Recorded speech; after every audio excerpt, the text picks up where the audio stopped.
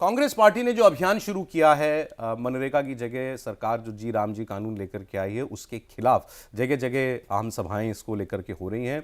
और राहुल गांधी भी इस क्रम में जो है आपने देखा वो रायबरेली में भी थे, दिल्ली में भी इसको लेकर के आज एक कार्यक्रम किया गया।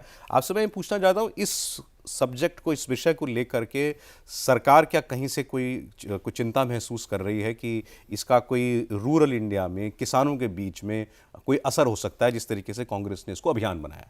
चिंता तो बिल्कुल नहीं है, सतर्कता ज़रूर रखी गई है। और सतर्कता की वजह ये थी सौरभ कि किसान आंदोलन को लेकर जो अनुभव हुआ था उसके बाद बीजेपी नहीं चाहती थी कि वैसा कुछ फिर से एक भ्रम खड़ा कर दिया जाए। और इस लिहाज से जैसे ही ये कानून बना उसके बाद बीजेपी संगठन ने शीर्ष स्तर पर एक बैठक की, 5 लोगों को उसके कोऑर्डिनेशन की जिम्मेदारी दी गई और मंडल के स्तर तक टीम बना दी गई। केंद्रीय मंत्री जा रहे हैं अलग अलग राज्यों में, मुख्यमंत्री, प्रदेश अध्यक्ष और वहाँ के बाकी मंत्रियों के साथ, बाकी संगठन के नेताओं के साथ ब्रीफ किया जा रहा है एक एक पॉइंट जो कि यहाँ पे जो चीज़ें तय की गई हैं और उसका ग्राउंड तक लेके जाया जा रहा है। तो उसमें बीजेपी को ऐसा लगता है कि अपोजिशन चाहे जितनी भी कोशिश कर ले, नैरेटिव के मामले में ये बहुत आगे रहेंगे। दूसरी चीज़ कि इस लिहाज से भी बीजेपी निश्चिंत है क्योंकि उसको ये पता है कि अखबारों में, बयानों में चाहे जो कोई कुछ बोल ले, ग्राउंड पे सबको पता है कि मनरेगा का बड़ा हिस्सा भ्रष्टाचार की भेंट चढ़ता था और जो लोग उस सिस्टम से लाभान्वित होते थे सिर्फ उनको फ़र्क पड़ेगा अगर व्यवस्था कुछ अलग की जा रही है। तो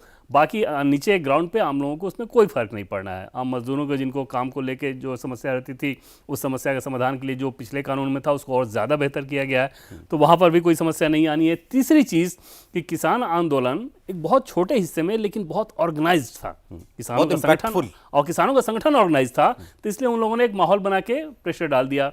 मजदूरों के हिसाब से बात कर रहे हैं तो मजदूर तो बेचारा अपना मजदूरी करते हैं, उनको नेतागिरी के लिए थोड़े उनके पास समय है कि वो नेतागिरी करने जाएं।